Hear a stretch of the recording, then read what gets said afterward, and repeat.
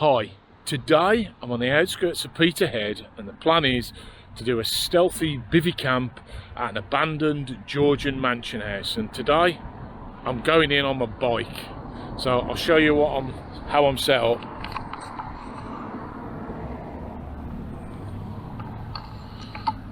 So I've gone pretty lightweight today and my kit weighs just over 6 kilos.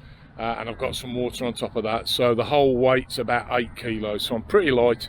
And the plan is to camp under a tarp as near to or even inside the mansion house. We'll see when I get there. So first things first, let's go on the cycle track and ride in, and I've got to go through a building site, so hopefully the security guards don't grab me as I go past.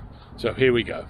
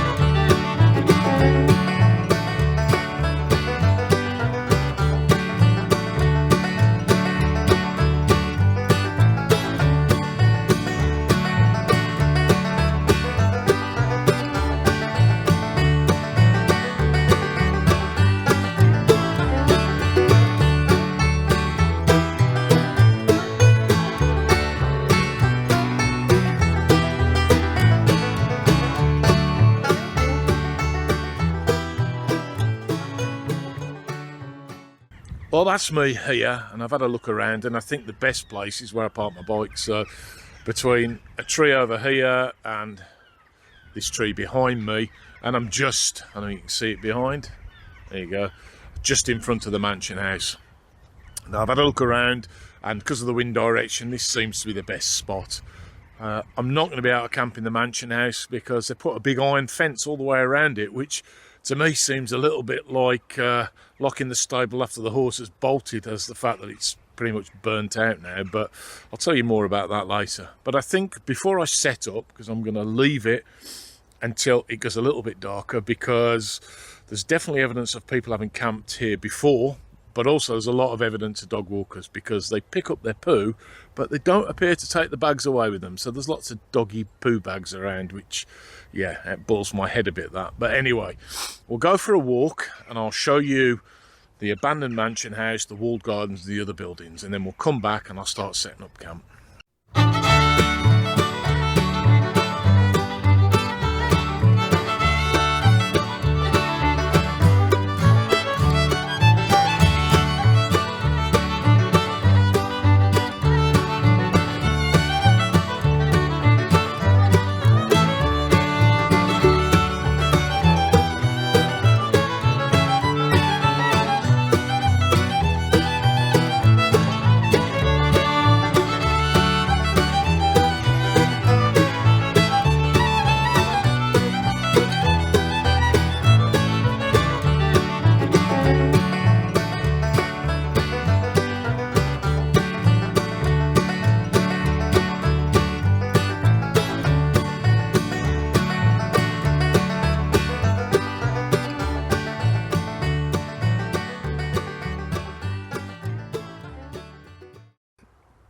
So I think I'll start setting up camp. I'm going to check my time.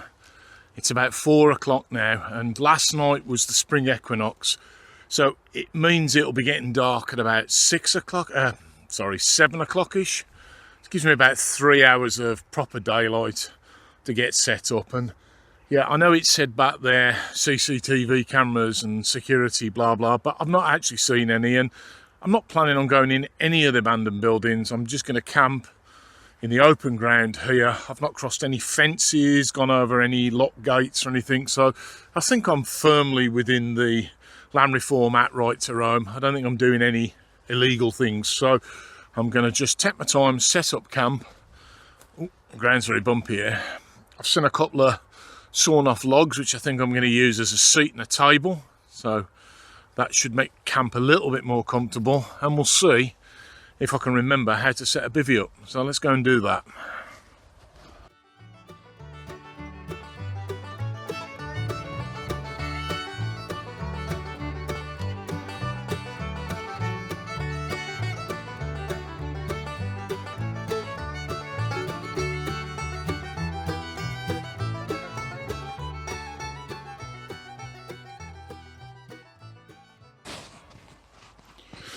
Well, as you can see, I didn't end up going for the spot between the two trees. As I was setting up, the wind started picking up, and the wind is blowing pretty much straight through where I was planning to spar across. So it just doesn't work, particularly with the tarp that I've got, because there's quite a bit of stretch in it. I'm using a Rab SilTarp2. It is incredibly light for what is a 3x3. It's 2.8 by 3 meters. It's incredibly light, but like with all sill nylon fabrics, you get quite a bit of stretch in it, so not ideal side on wind. So I decided to go for a plough point kind of modified sort of thing. So I shall show you around now what I've come up with, and I think it will have enough ventilation through it, but not so much that I'm going to be having a howling gale blow through the side of the tarp. So I'll show you what I've set up. So here we go. At the low end, I've actually used a log that was here to just raise the end up very slightly to allow some airflow so we don't get horrendous levels of condensation. So that's how far we are there, look. So not a huge gap, but enough to keep us condensation free. And then as we come round, I've tensioned a line from the centre up to the tree, and then at the front we go up to the tree up there, and I've pegged it all the way around. So I'm very low profile, but I've got plenty of space to get in and out. I'll show you how high it is. I'll just put this down. So we're about waist height.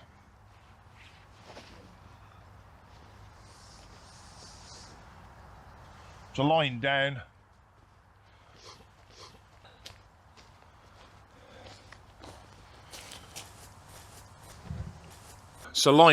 there will be plenty of space.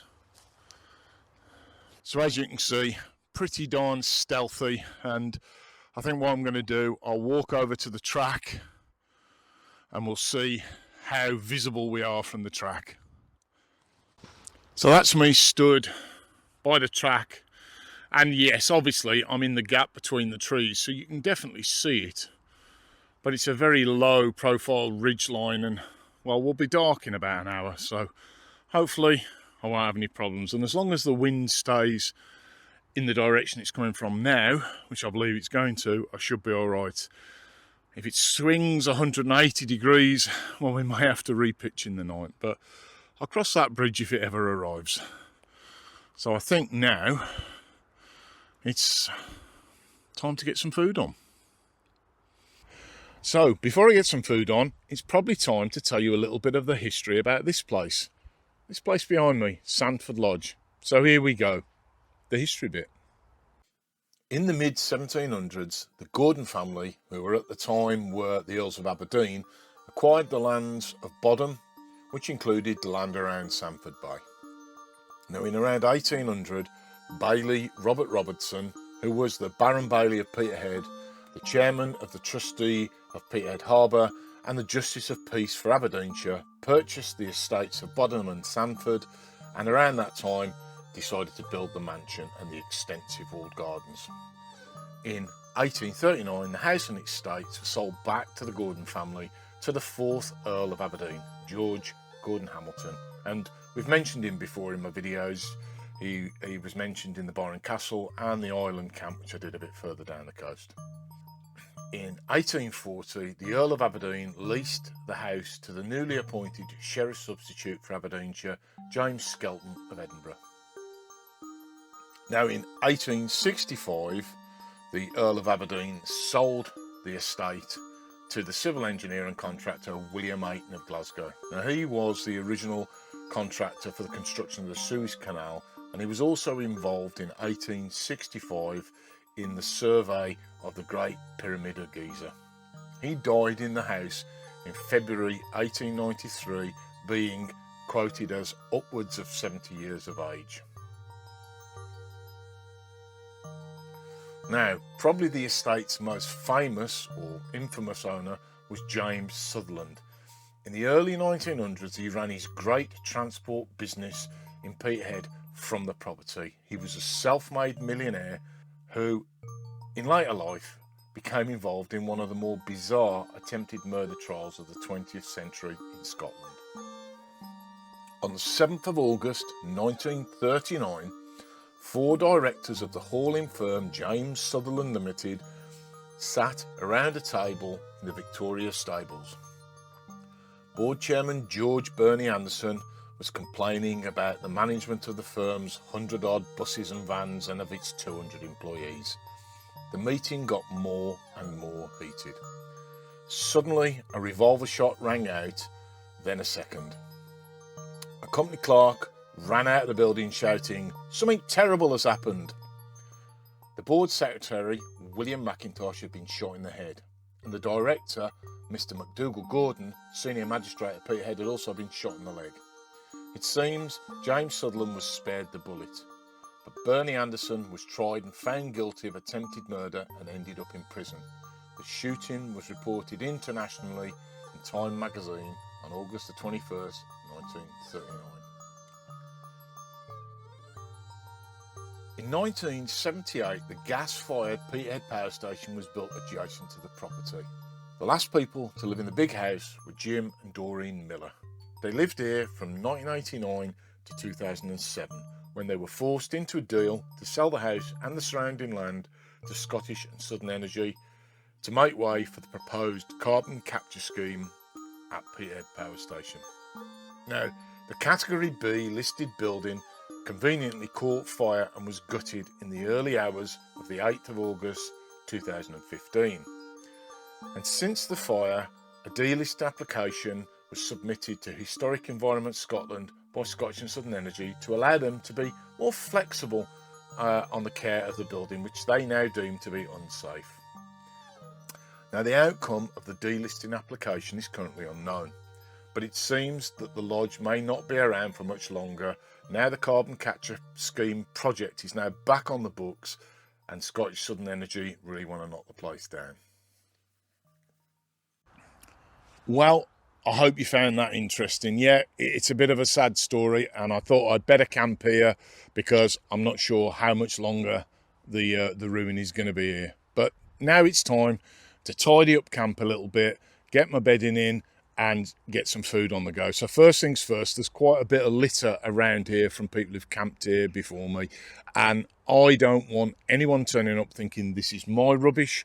So I'm going to tidy up now. I would normally do it in the morning, but I think I'm going to do it now. I'm going to get a bin bag on the go. In fact, I've got it right here, and I'm going to go around and I'm going to pick up the rubbish, the empty gas canisters and water bottles and things that are here, get a bag on the go, and then I'm going to pull in a ground sheet, get my bivvy bag and my sleeping bag in there, and then I'm going to get some food on the go. And tonight, well, I'm doing a practical thing. I've got some hill food, some lightweight kind of eat out of the bag type food, which everybody knows I absolutely hate, but it was expensive and it's pretty much just gone out of date. I'm amazed. I thought they'd have long shelf lives, but seems that they don't. So tonight I'm gonna have, and I think it's carbonara or mushroom pasta or something like that, out of a bag. Not my favourite sort of food, but well, it might prove me wrong. So I'll bring you back once I'm ready to make dinner. Okay, I'm set up and I'll show you inside. So as you can see, I've got my cheap and cheerful camo tarp. It's 2x2. I bought it off Amazon. They're absolutely brilliant. I've got it pegged up at the front and I've got a couple of guy lines at the back just pulling it taut. And the reason I've done it that way is so that the pegs aren't sticking up at the very low part of the tarp, because if the wind bangs up and down, the pegs catch the tarp. I've learnt this one before. So my pegs for my ground sheet are actually outside of the tarp. I'm sleeping on top of the Flextail R9 or R09 pad. I've got a 3-season bag. It's my Euro camp or Euro hike or something like that. I've had the thing donkey's years and it's probably shed more feathers than it's got left in it, but it does the job. And I've got that inside a 3F UL gear ultra lightweight bivy bag. It's made of Tyvek. Yeah, it's white. That's the only downside of it. It's not exactly tactical, but underneath my green tarp you can't see it. But what it's there for is to protect the down sleeping bag from any condensation with the tarp setup, because I am very close to the tarp, but I've got a very good flow of air through and I'm hoping I don't get too much condensation. I've actually changed the setup at the foot end a little bit. I've raised it up a little bit further using a bigger log, but I've still got a good flow of air through. So that's my setup and everything. I've got plenty of room either side of me to put my panniers, and I'm using actually from Stoic. They're like copies of Waterley bags and they're actually very good and they're very waterproof. So they're really good little panniers. But anyway, time to get on with some food. So here we go. And this is my food setup for tonight. So I'll open up my pannier. I'm having to hold my mic because I forgot to put a bit of Velcro on my jacket, because normally I've got my combat jacket on, so I'm gonna have to hold my mic. So I bought 2 litres of water with me, which is probably more than I need, and everything I need should be in this bag here. So I'm gonna go really stealthy with the cooking. I've bought an alcohol stove with me. And what I'm eating tonight, I bought 2 with me so I can pick and choose. So they're Adventure Foods Expedition quality. And apparently they are quick and tasty. But from my experience, last time I had one, they were quick, but they weren't very tasty. So we've got pasta carbonara or pasta a fungi. And I think I'm going to go with the mushroom one, because I seem to remember that this one was a bit like sick. But if this one's rubbish, we can always go with this one. So I've got that. Lob them down there. I've got my foil bag for sticking them in, because they have to sit for about 10 minutes to reconstitute, and they normally go cold at this time of year. So I've got my foily bag, which is made out of an old, what do you call that, jiffy bag.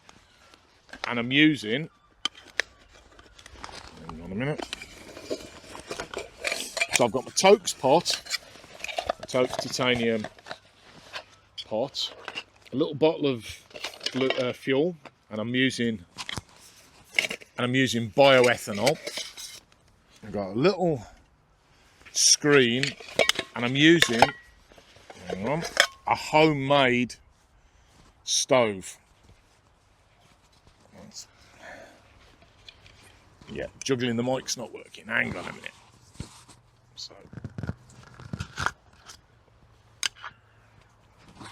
and what it is, it's literally just a little tobacco tin. It's actually a little tea tin with ceramic felt inside, and I fill it with bioethanol and just light it. And weirdly, it works better than all the fancy ones with jets, and it just blooms. And that will sit just inside that, like that. And we'll set up. So I'll get that on the go and I'll show you it in action. Okay, so I'm ready to go. So little gauze windscreen down there, and I think I'm going to need it because I don't think you can see the grass moving around. It is starting to get a bit blowy. So we're going to go put that there. We're going to pour some of that in there till it soaks in. I would suggest that's tons. As you can see, it's all soaked in. What makes these good and safe is, as you can see, they don't spill. So that liquid's not coming out of there, but it's definitely in there. in my Toaks titanium, I've put 350 millilitres of water, and what I like about the Toaks is they are marked on the inside, but this 350 mils must be common to a lot of these hill foods because it's got a special mark at 350. So I filled that with water, so we'll get this thing going, and there we go. And that's it actually lit. So we'll drop it in there. We'll put that on top of there, put the lid on, give it a shuggle, there we go, and hopefully we don't set fire to the grass in the process. So we'll just move that away, and there we go, and we'll leave that to do its thing. Now, I've just remembered I've got another little windshield with me, so I'm going to deploy the windshield because, like all alcohol stoves, it's suffering a bit with the wind blowing. So again, this is a really cheap titanium windshield that I got off Temu, but it actually works really good. It's just titanium foil, and it will pretty much fit if you put it over the top first, and then, yeah, of course I remember now, you have to put the handles in a bit, but we'll do that, and that should do the job.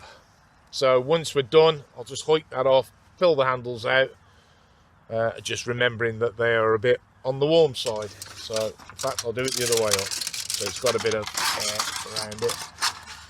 There we go. That should do the job. Okay, there we go, boiling.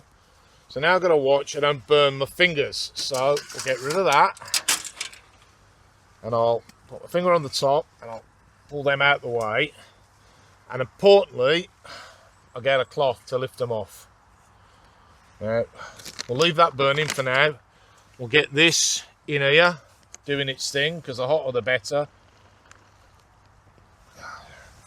And at this point you realise that you didn't take out the desiccator thingy doodad, so we take that out, and that you didn't grab your spoon. So there we go, a spoon.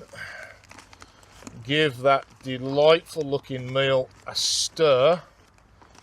It always looks like way too much water, but I can, yeah, that must have got all the, man, there's no way that's going to absorb all that, but maybe it is. And then we'll, as instructed, we will seal it up, put it in its little foil coat,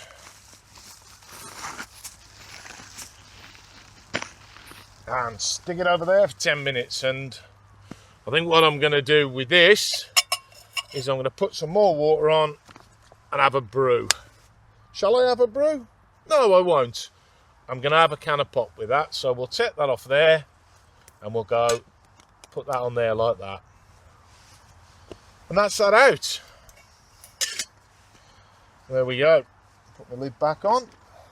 I'll bring you back when that has sat for 10 minutes and hopefully absorbed all that water, because it's looking a little bit wet.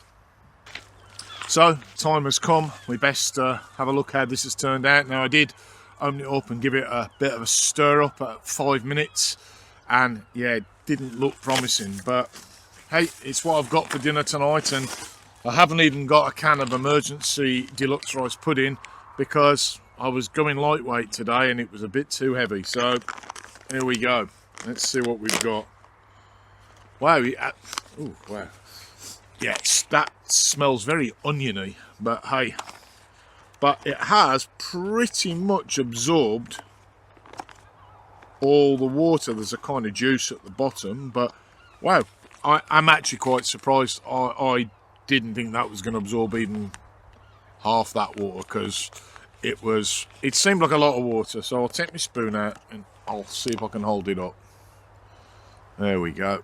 And it is still plenty hot. So I'll give it a first taste and see what it's like.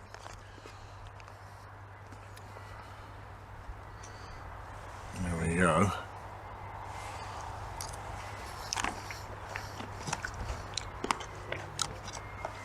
Is it an Italian meal? I think an Italian person would be quite insulted if you gave them that, but would it keep you alive on a hill? Yeah, definitely. And is it palatable? Just. I'll tell you when I've eaten the whole bag of it, but yeah, I think it's going to do for tonight. So nobody wants to see me eating pasta, so I'll bring you back when I'm done.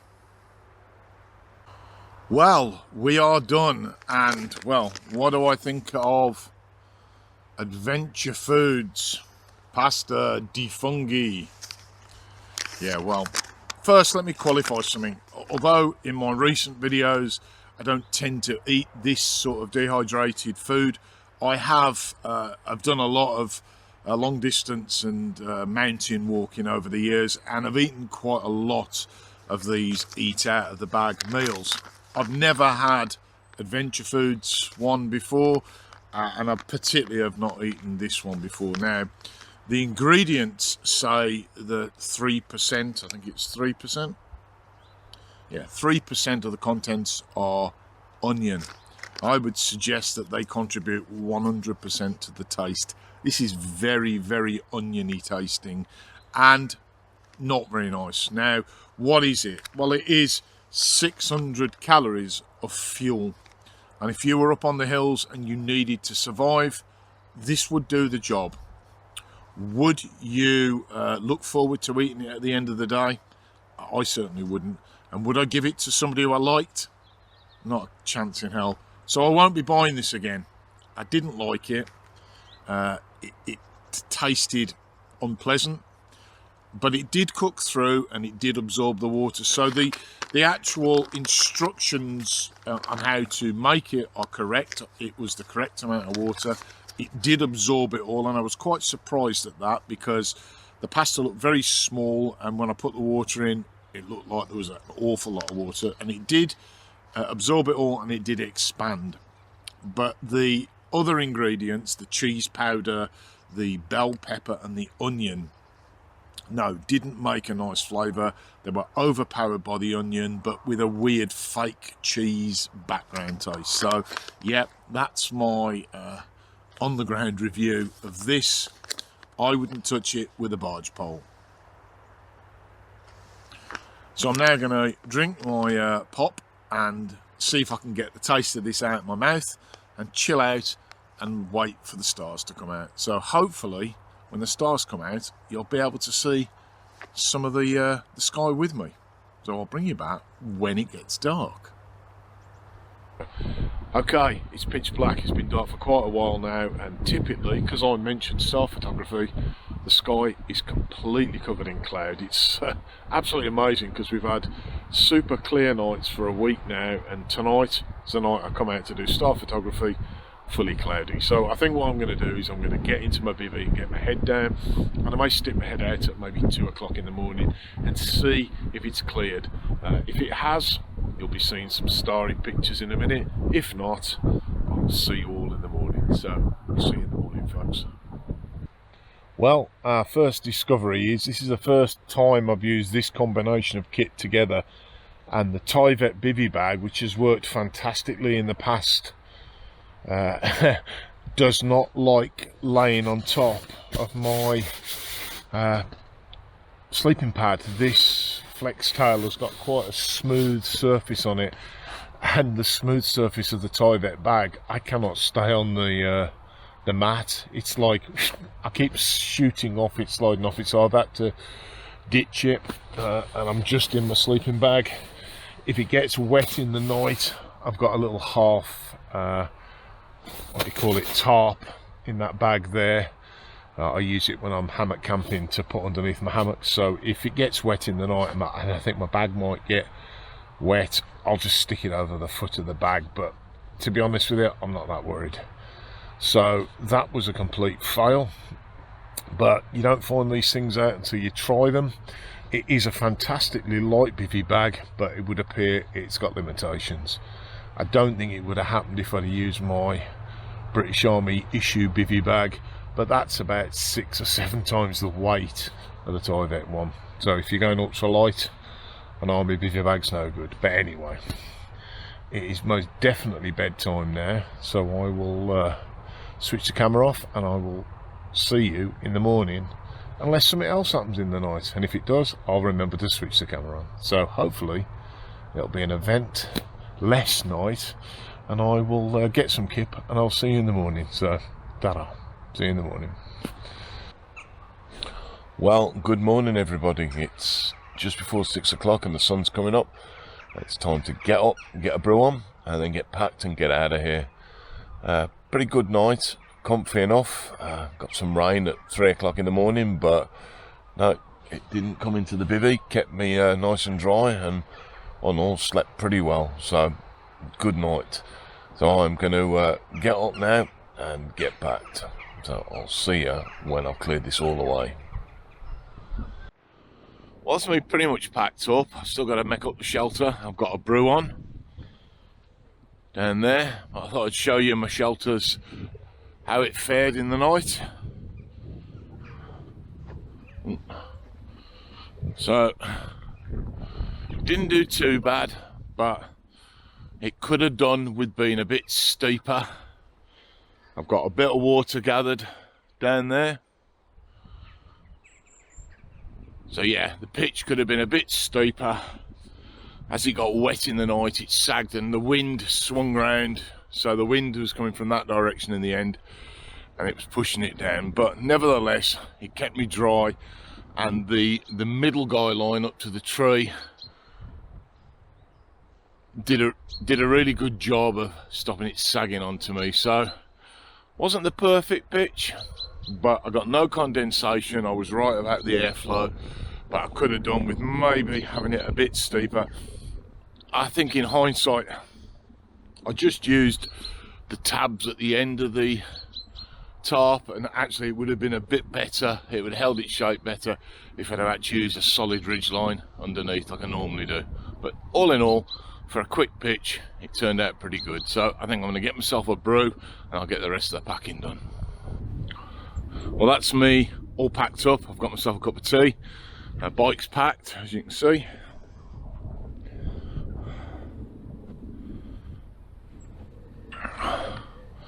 As ever, I have left no trace. There is trace of people camping here from before. Somebody very badly cut turfs for a fire, but I've tidied up their rubbish, and as you can see on the back of the bike, where is it? There.